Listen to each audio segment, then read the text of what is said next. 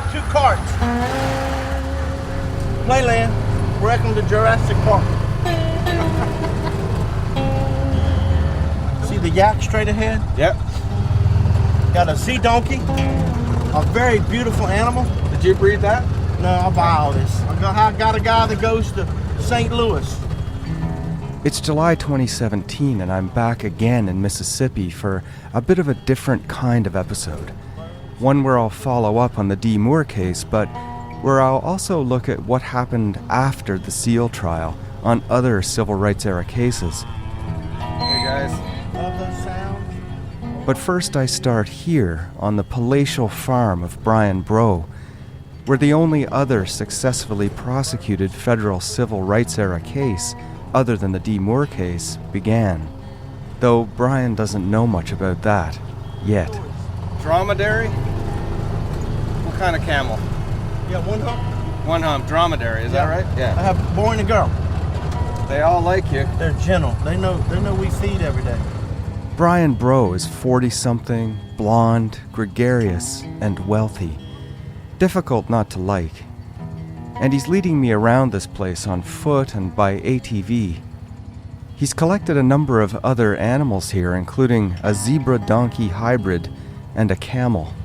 My daughter wants a giraffe, but they're expensive as shit. $50,000, and they die of cold weather. You have to have a few of them, I think, to make them survive for a long time. And they got mental problems.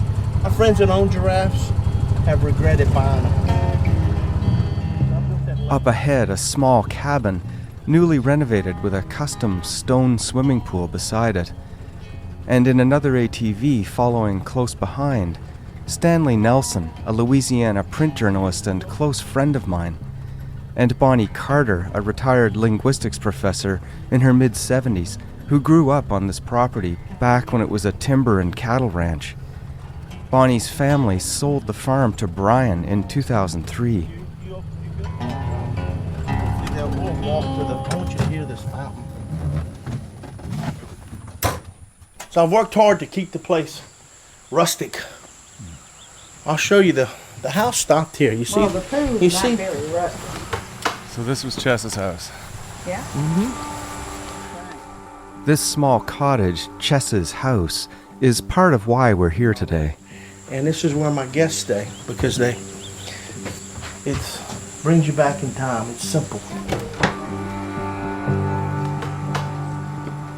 So this was the house that you could touch the ceiling. It was a block. Looks like his kitchen was one end. Back then they lived in one room. What was once a small, simple dwelling was the home of Ben Chester White, an African-American man who lived and worked as a farmhand on the property when it was owned by the Carter family. Had anybody been living in the house? No. No one had been here since Chess or since after Chess?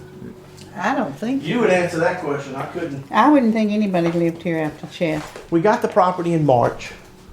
3/3 of 03. Pretty amazing. It's interesting, you probably know 03.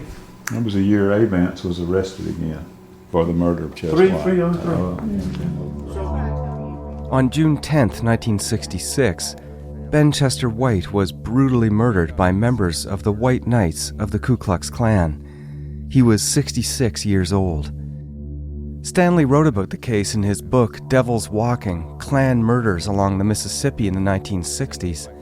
We all sit down in the main room of Chess's cabin so Brian can hear this story for the first time. So in the book, I describe Chess White's murder as making about as much sense as stomping a puppy to death, because there was nothing that man had done to anyone. Chess White was picked up by 3 Klansmen named Claude Fuller, James Jones, and Ernest Avance, and driven to a bridge over the nearby Pretty Creek. So instead of getting Chess out of the car, Fuller just takes it, Shoots the car. Pop, pop, pop. He empties that rifle, 17 or 18 rounds. Avance, the other Klansman, Avance has a shotgun, takes it, points it right at his head, shoots, and his head, all that matter, gets all over Jones and all over the car. The car has bullet holes. Chess is shot up to 18 times with an M1 carbine, once with a shotgun, and then thrown off the bridge. After they dumped him, how long did it take to find him? There was a woman and her children were taking him down on a Sunday to wade in the creek, and then they found him.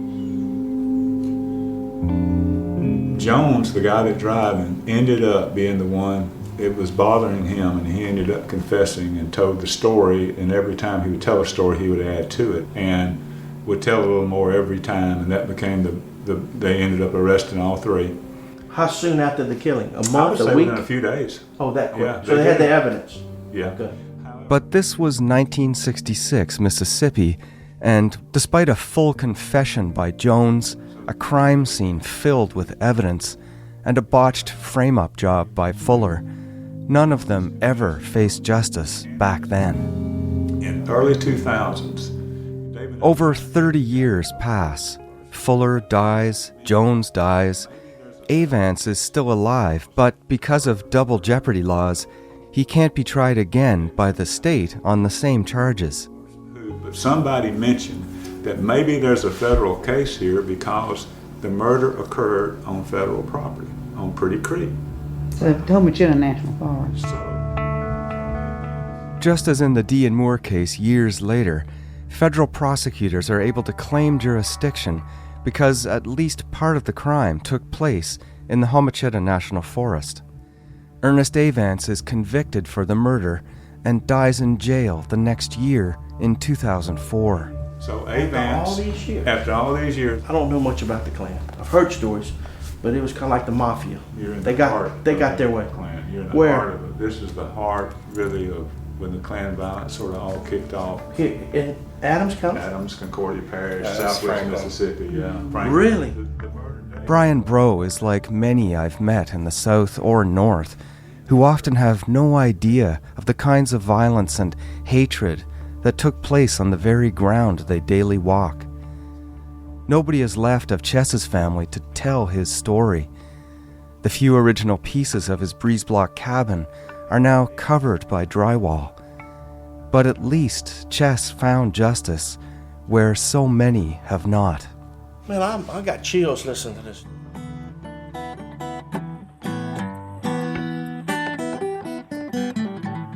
You are listening to Someone Knows Something from CBC Original Podcasts. This is a bonus episode investigating the aftermath of the Dee and Moore case, as well as a look at what's to come for SKS. This is Season 3. Epilogue. Now you talk about terror. After you talk about terror, people have been terrorized all my days, all my days.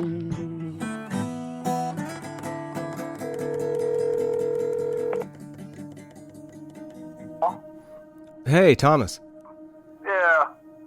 You got me? So where you at now? I'm at Stanley Nelson's place. He lives Oh, yeah. he lives near Faraday, Louisiana. What case you working on? You working on the same stuff? Oh, he's working on lots of stuff. I just read some stuff from the old Ben Chester White trial here. We're going to go talk to Ernest Gilbert's daughter tomorrow. She gave me some film to look at, and I'm just going to give it back to her. Anyway, it's an interesting time being back down here, especially not having you here. Usually you're here with me, so it's a different experience for sure. Yeah, yeah. Be careful down there. I'm gonna give you some advice. I wouldn't go down there unless you already did. I wouldn't go fuck with Marcus, man. Thomas cautions me against visiting Charles Marcus Edwards again without him. I'm not going to go there this time. You got the picture of the memorial, right? I sent you? Yeah, I got it. Yeah. So how was Thelma though? Thelma was good. She was good. I mean, Thelma Collins is Henry Dee's sister. And she was happy to see me, happy to see the family, and we talked for, I don't know, about an hour or so, and we had a good old time there. She was telling me some stuff that I'd never heard before. I wanted to tell you and see what you thought about it. But she said that before Henry Dee went missing on May 2nd, that he had visited her, I don't know, for a couple of weeks, 2 or 3 weeks, but that during the visit, he said to her that he had been followed. He was being followed around Franklin County, Henry Dee. And But he had told me that it had been somebody following him and this boy. He said, but I didn't know who it was. You know, we didn't pay it no attention, tell you the truth, because we never had been through nothing like that. We didn't pay it no attention. He just told me, he said, well, sister, he said, sometime me and that boy be walking, he said, somebody to get behind us. But after they disappeared, that's when we went to thinking. You know, I've never knew that before. I never heard that story before. Yep. He had talked to me about it. Did you ever tell anybody that part? I never did tell him that part. That part. Did you ever hear that before? Back then, there was so much ungodly stuff, unheard of crap going on. People didn't look at it as a danger sign. It was something that just happened. It's the same. Thomas and I spend a long time catching up, talking about everything and nothing at all. He sounds good, still working out every day on the treadmill down at the army base. And his brother Charles is always part of our conversation. You know, me and Jeffrey went fishing yesterday. We sitting out there on the bank, and every time I look at him, I just see Charles Moore all over.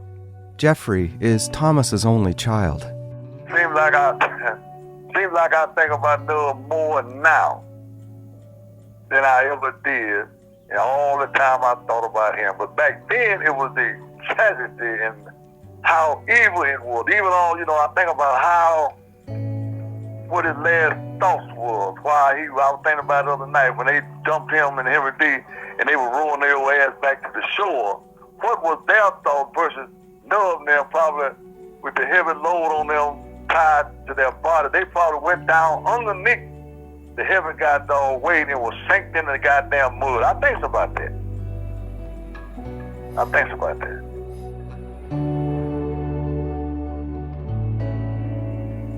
You know, that was part of my PTSD. That whole episode put me in a class by myself. Don't nobody understand me. I don't want them to. Every day I can explain, especially when I talk with you, because you got to know me different than a whole bunch of people. Nobody else knows me better than you. And that's important to me. You got to know where a person came from before you know where he's at. You got to know that. People got to know that I was down and out, but look at me now. And if I can make it, then so can you. Well, it's always a pleasure to talk to you, my friend.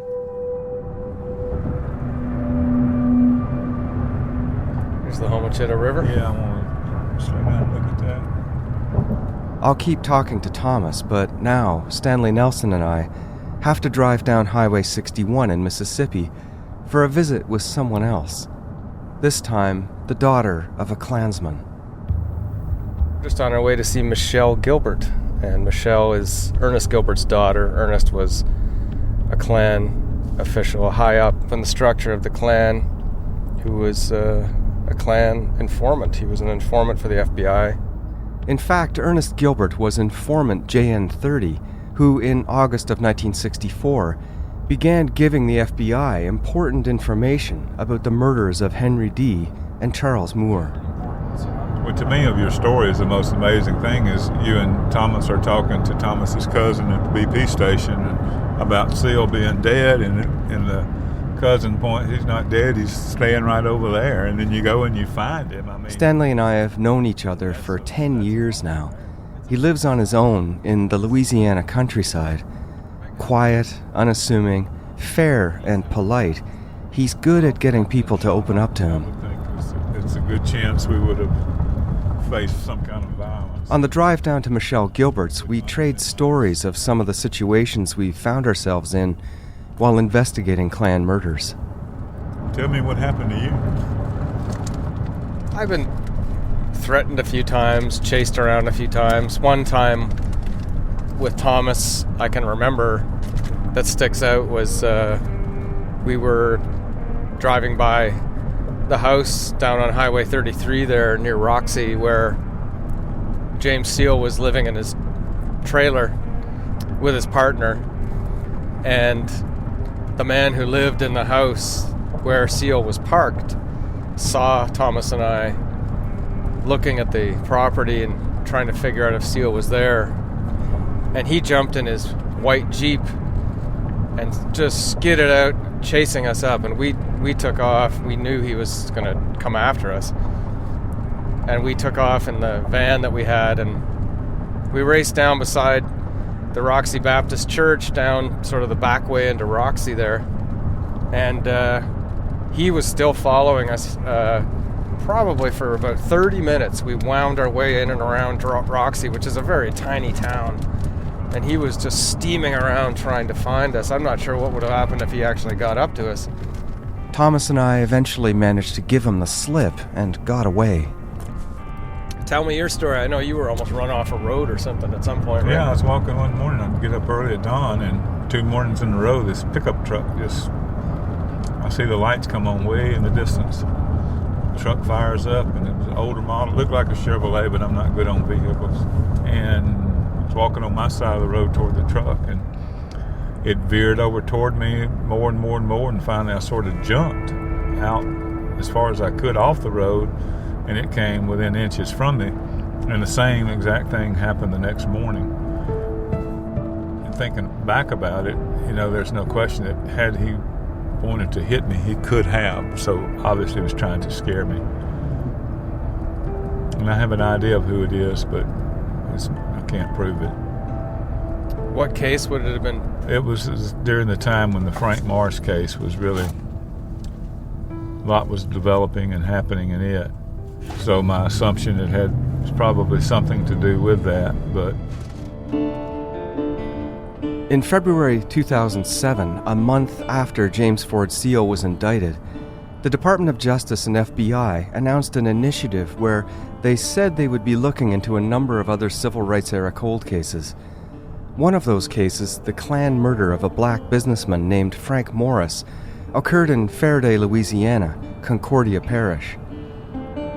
As the lead reporter for the Concordia Sentinel, Stanley decided to take a look at the case, the first civil rights cold case he had ever tackled. His work here would go on to be nominated for the Pulitzer Prize. And I thought, well, that's interesting. Little story there. I mean, it was fascinating to me, but I didn't really think he could do much with it. It was too much time, and I never went back and looked at an old Klan murder. The murder of Frank Morris occurs in December 1964, and the story of it starts with an infamous and much feared local deputy sheriff named Frank DeLauder. Here's what happened. Frank DeLauder gets into an argument with Frank Morris. According to Stanley's research, Deputy DeLauder gets into an argument with Frank Morris over credit for a shoe repair. DeLauder tells a Klansman named Cooney Passo to get together a wrecking crew and burn the shop down. Somehow he gets connected to Spencer, who's 25 years old, was attending Klan meetings. Arthur Leonard Spencer was a trucker and admitted member of the Klan. He's asked to join the wrecking crew and is the name to pay attention to here because in 2007, when Stanley began looking into the case, Spencer was the only suspect who was still alive. Passo and Spencer come to the front of the building, they get out. They don't expect anybody to be there. But supposedly unbeknownst to the Klansmen, Frank Morris was asleep in the back room of his shop. Morris awoke to the sound of glass breaking and got up to find 2 white men. One had a shotgun, the other an empty can of gasoline and a match. Morris comes out, confronts them. They force him back in the shop, light the flames. Frank somehow managed to escape, though he was horribly burned, and Stanley and I have found the only known photos of him after the blaze, taken by one of his friends, as appalling and painful as can be imagined. One witness reported that as Frank fled the back door of the shop, he left charred and shredded flesh behind on the ground in the shape of his feet. Frank was taken to the hospital where he held out, drugged with morphine, for 4 days, before he finally succumbed. He knew who was responsible. He knew Frank DeLauder was responsible because of that argument. But he did not know who those two men were. In the early 1970s, DeLauder was investigated for corruption and ultimately convicted on federal charges of racketeering and police brutality. But the Frank Morris case went cold. Decades later, Stanley found 4 witnesses, most of them family members, who had heard Paso and Spencer talking openly about the murder. Stanley and I have interviewed these witnesses extensively, including Spencer's own son named Boo, and Boo's partner, Edith, who remembers Spencer talking about his role in Frank's murder. I just told him exactly what I heard, you know. I mean, he did it. He was the last one alive. And there was no one else to testify against him. And I was really shocked that he said that in front of me. He never said anything in front of me before. But he was scared because y'all had come to his house and he thought y'all were the FBI. In 2011, 3 grand juries were called to look into Frank Morris's case, but no indictment was handed up. Were you surprised that there was no indictment? Yes. Yes, I really was. Do you remember what I told you when we first started? You always said they weren't going to do nothing. Never do nothing, Mr. Stanley. It ain't going to matter. Arthur Leonard Spencer died in 2013, and the Morris case was closed by the DOJ Civil Rights Division in 2014. I think the feds blew it on the potential of developing the Spencer as a suspect. They didn't move quickly enough. They didn't have the thing outlined in their head. When I guess the grand juries were partly fishing expeditions to try to look at other cases too. So I don't know how seriously they ever took Spencer, and if they didn't take him seriously, I don't understand why they would not. We're getting close to Michelle Gilbert's place, so for now, we suspend our conversation on the Morris case. So that little section when we ended Adams County, I wonder if that was Franklin. We just went through a little piece of Franklin. I think it was, yeah. Okay. Stanley and I arrive at Michelle's place. We're up here on the left, I think. Her father, Ernest Gilbert, was confidential informant JN30, who gave the FBI much of its initial information about the abduction, beating, and murder of Henry Dee and Charles Moore. How big's the dog? Big.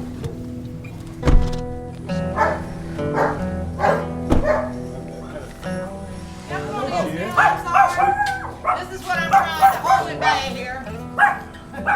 Michelle's mid-40s, has brown hair with highlights, green eyes, pink lipstick, and a white t-shirt with a gold owl on the front. And she's got 3 small Pomeranians, Precious, Princess, and the one I'm hearing now, a rescue dog named Lily Pearl. How are you? I'm doing great. How are you guys? Do you remember me? Yes, I do. Nice to see you Hey, again. how are you doing? Y'all come on in. I'm making some tea. I've got some cold tea in the fridge. Sure, that'd be great. They'll calm down shortly, hopefully.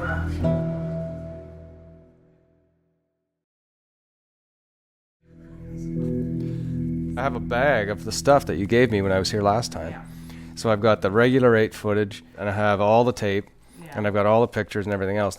So I'm also working on a podcast which looks at the case that Ernest was involved in heavily with the Dee Moore case. It's still a very difficult thing for me to...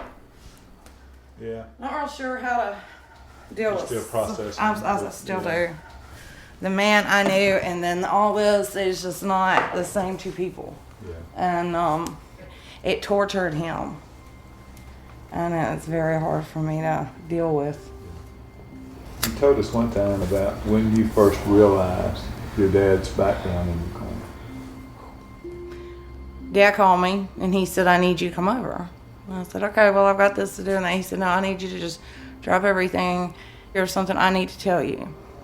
And I'm like, if you knew my dad, you were like, oh, crap, what have I done now? Or, what's coming up, And so I went over there and sat down and he had his coffee cup and he was out on the back deck that he had built, and he had this look on his face, and he said, there's things that you just don't know about my life that I didn't want you to ever know, and basically I was trying to hide from you. And he said that a reporter had called him from 2020. His name was Harry Phillips, and he wanted to investigate things that had happened when he was in the Klan. And like I said, over the years, I guess growing up, I knew of the Klan. I knew what it was. I knew that my daddy knew people that were in the Klan. It wasn't something that we talked about, but you just knew. I had known, I guess, that he had been... I grew up, I can remember as a 6-year-old, I saw that picture on the wall, and it struck me as funny. The cross was burning. And I asked him, and I remember being a little bitty girl, Daddy, why would you burn the cross? And I will never forget that look on his face. It was like, oh God. It's like it hit him like, what am I going to tell her? And he's like, well, it's more illuminating. He was trying to explain it, and how adults try to explain to children. And I just said, well, I don't think he should burn Jesus' cross. And I never saw the picture in the house again.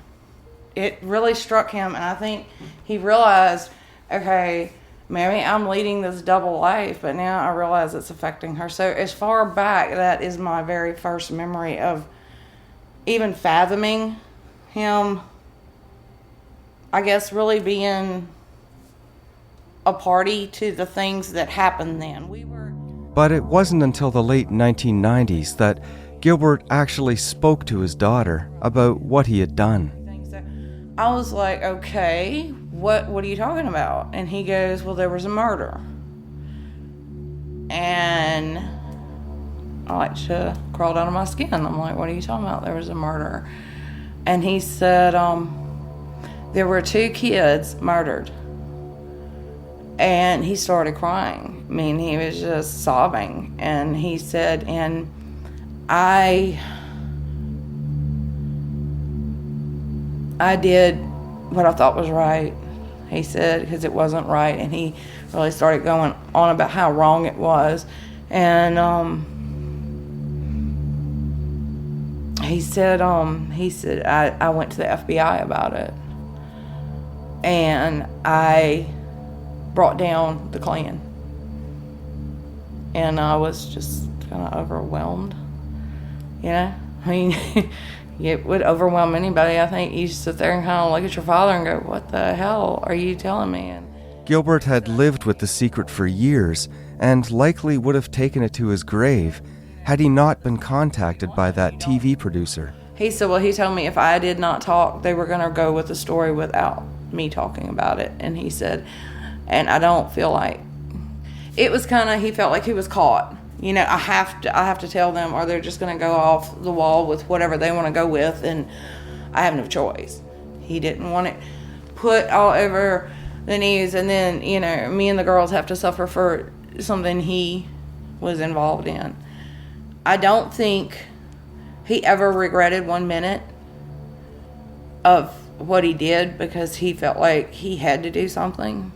I think he wanted it to be left alone and just let it go. Because I think he wanted to have some peace in life before he left this world, and I don't think he did. I found out he was in the Klan up into the late 70s. I think he got involved in it because everybody else was involved in it. And it was a big, we got to do something. Because back then, everybody was scared of the blacks and the whites got together, that it'd be this big mess. And I think he really was like, we've got to preserve our world, what we're accustomed to, I guess. And so kind of went off on that tangent. But I think when it hit him, the severity of what people were doing, and that it's like he told me, he said, you have these crazy, bloodthirsty people out there, and they just want to go kill somebody. Ernest Gilbert was a leader in a white supremacist group that was at best afraid of racial equality. He participated in and helped organize events that led to furthering the ideals of white supremacy, helping in the least to fuel violence. But when things turned violent, he changed his mind and became a paid informant for the FBI. I think once he got into the FBI, I think he wanted to do his part and let it go. And I think they kept pushing and pushing and pushing and pushing and pushing, and I think he felt trapped. He made the comment one time, they had everything they needed, but they wouldn't stop. It was like, he said it was like they wanted to prolong it. And I think he became very disgusted with that. If you wanted to shut this down, you could, but you're not. And I think he resented them for that, you know? The FBI? Yes. And your understanding is that the reason he stayed in the Klan was because the FBI wanted him to stay and provide information to them. And that was exactly why he stayed. He told me that out of his own mouth. And then with people that are psychotically crazy, that you've got to remain close to without letting them know that you're going behind their back, because you know they'll kill you. And you know they'll kill your family. And you know that if they can beat somebody to death the way they did more than one time, it's not going to be a nice killing. Can you see your children being tortured that way? An additional insult is that the Dee Moore case that he informed about in 1964, I think it was early August 64, he talked to an FBI agent who lived in Natchez at the time and told him what he had heard.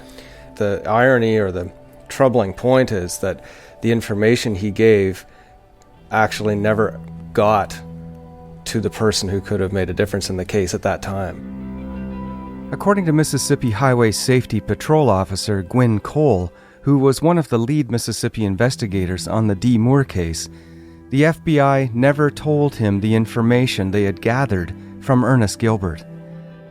And so, this information may have never found its way to District Attorney Lennox Foreman, who could have used it to call a grand jury. Regardless, Gilbert's information was ruled inadmissible in the 2007 trial of James Ford Seale. Because they wanted to protect your dad's identity, the FBI needed to protect their confidential informant. And he found no peace. It was like all the good he tried to do was defeated. And then when you finally think you're free from it, here comes some asshole with a camera wanting to...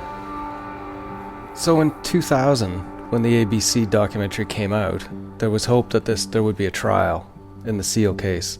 But the U.S. attorney at the time, Brad Pygott, decided there wasn't enough evidence. And they didn't bring your dad in, and they didn't actually go forward with the case. So how did your dad react to that after coming out in public? I don't know if you really want me to really tell you how he reacted to that. He says the same fucking shit over and over again. And Dad didn't say that word very often, so when he said it, it was disgust. He said all they're doing is stirring the shit pot, trying to stir everybody up again, and they're not going to do anything about it. I know after this all happened, there's something that changed about him. He became very distant, you know, like he withdrew within himself. I just want people to know that he was not a monster. And I think he tried to do what he thought was right. And I don't think he ever felt like he did enough. So your mom knew all this stuff too, right? Like she must have known because she's in these Klan pictures. And so did you ever talk or confront your mom about that? Or I tried, but my mother and I were like night and day. I was always a lot closer to my father.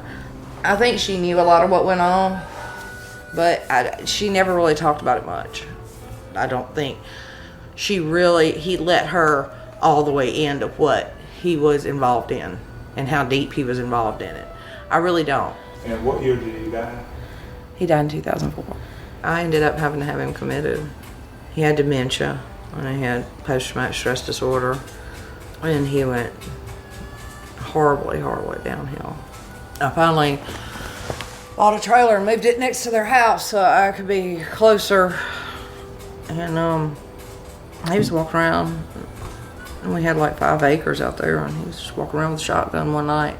Came up to the house, started beating on the door, and just talking all kind of gibberish. And I'm like, Daddy, okay, calm down. And we didn't go outside, you don't scare the girls. And it just got to the point that he was dangerous. He didn't know.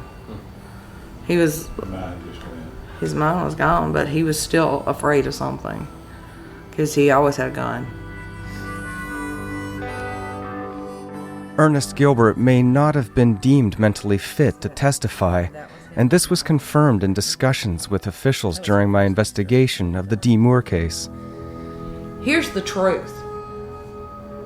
Everybody wasn't evil, but a lot of people lived in the midst of evil. A little later on, folks, we will have the burning of the cross. I take out my computer to show Michelle the digital copies I made of her father's 8mm films and audio he recorded at Klan gatherings. I suspect that Gilbert is making at least some of these recordings with the intention of sharing them with the FBI, since there are several shots of license plates and Klansmen with their masks off. You know, that's Daddy was pretty high up in the Klan. I do know that. He was the Imperial Wizard at one time, and then he was the Grand Cyclops, whatever the hell that was. I said, were y'all playing Dungeons and Dragons or what? He didn't like that. Some more rally stuff. Now, Jack's in some of those, I think. There's some of him and Jack together goofing off. Jack, meaning Myron Wayne Jack Seale, James Ford Seale's older brother. Jack was directly involved in the murder of Dee Moore, and he and his wife were also close friends of Ernest Gilbert. There's Jack Seale. Yeah. It looks like he's standing next to a police officer. Mm-hmm. A lot of the cops were in the Klan, too. A lot of the National Guard.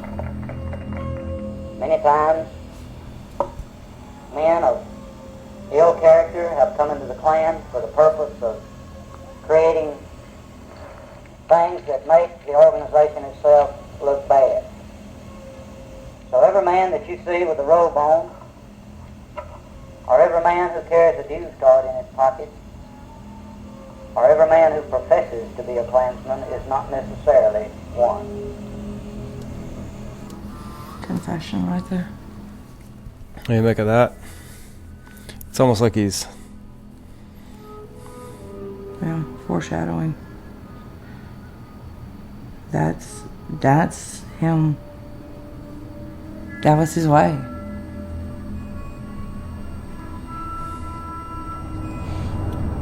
So we're here 10 years after the FBI and Department of Justice to look at civil rights cases and expand on the work that Jerry and others and myself had done up to that point.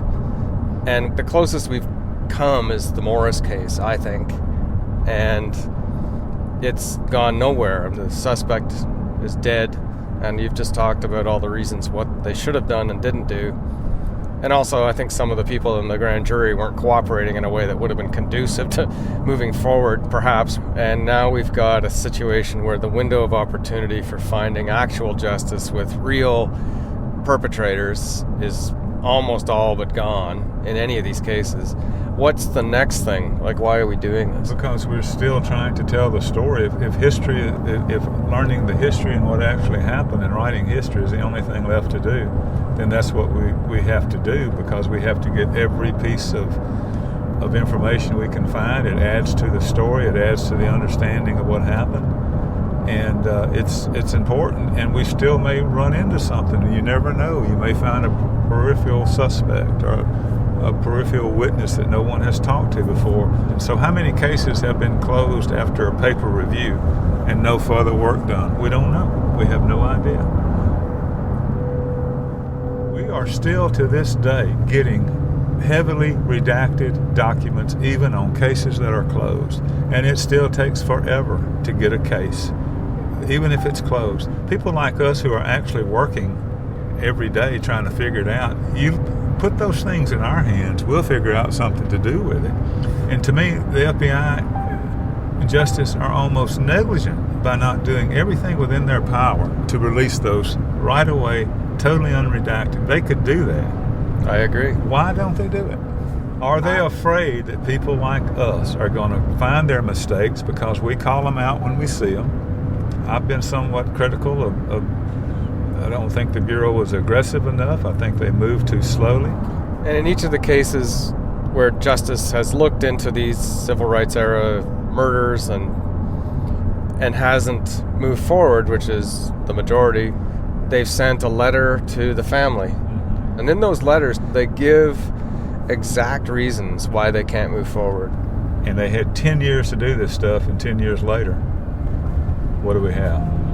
We have lots of families who saw these cases brought up again. They had to relive those emotions again, think about that again, not sleep about it again. And if you're a government agency and you're going to ask people and tell people that you're going to back and do these cases again, it to me is a sin not to give it 110%. The majority of stories from the civil rights era have yet to be told, and the extent of the repercussions decades later to be fully understood. The forgotten victims vastly outnumber the official government roster. Men and women threatened, beaten, murdered, and disappeared. Reports from the U.S. Attorney General's Civil Rights Division following the passing of the Emmett Till Act in 2008 say there were at least 113 cold cases involving 126 murdered victims from the civil rights era. Some of those 126 victims saw justice: Benchester White, Henry D. and Charles Moore, and also Jimmy Lee Jackson.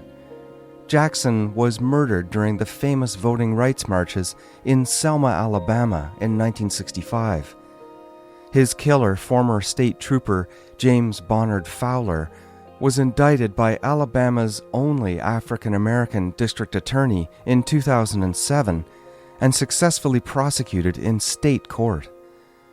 Prosecutors brought the case in large part because of the reporting of John Fleming, a journalist at the Anniston Star in Alabama.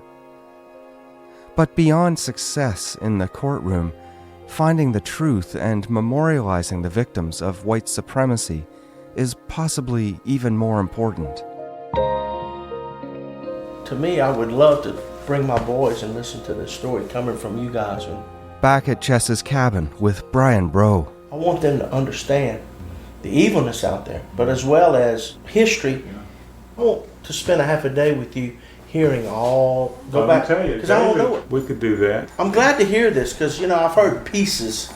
If you didn't want to put a little plaque or something out front, you could put something inside just for people that stayed here to know. Well, you know what I want to do? Then they'll be taking pictures. I want to get a book and know more about it for my guests. Yeah. This is hard to know now that everything's gone. We get back on the ATV. I'm glad I've opened up to you guys because there's a lot I don't know about. And I need to hear about it. Well, thanks for all your generosity. And Brian agrees to make a plaque memorializing Chess White at the farm. We'll do a plaque for Chess. I want to do that.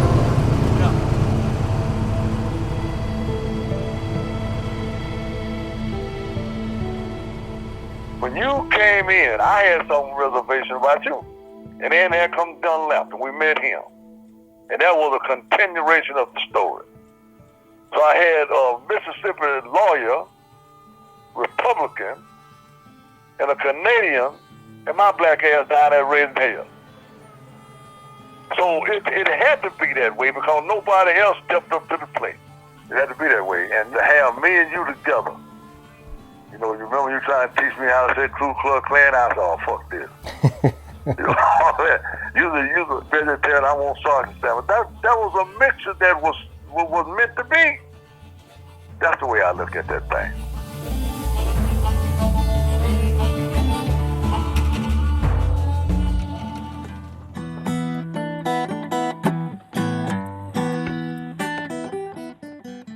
You have been listening to Season 3, Epilogue.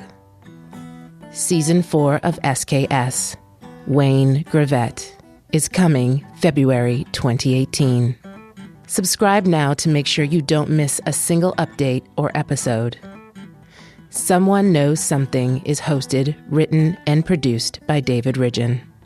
The series is mixed by Cecil Fernandez and produced by Chris Oak, Steph Camp, Amal Delich, Eunice Kim, and executive producer Arif Noorani. Our theme song is Terrorized by Willie King. Now you talk about terror. After you talk about terror, people have been terrorized all my days.